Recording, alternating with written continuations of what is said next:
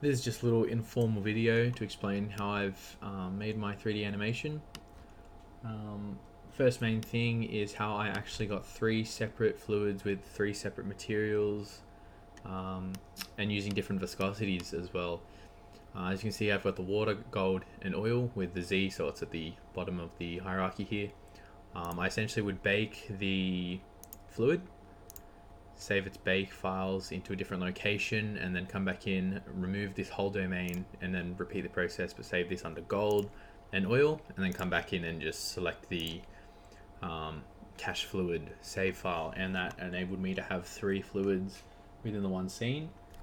The huge large plane right here, which can't even actually load into the viewport, is to make it so when I go into the render mode, it seems like the floor goes on to infinity, and that was to try and get this sort of deep chasm.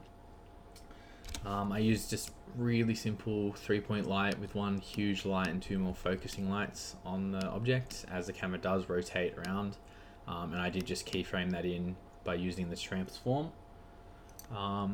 I do have quite a large, I have almost 2000 frames, and that is because I'm going at 60 frames per second, and so I'll be able to get about 33 seconds of 60 FPS on YouTube. So it all works out perfectly. If we bring up the task manager, we will see that this scene isn't very optimized and I'm using a lot of RAM by just simply having it open. This computer becomes unusable when it's rendering. The RAM spikes to about 98%. Yeah, that's my scene.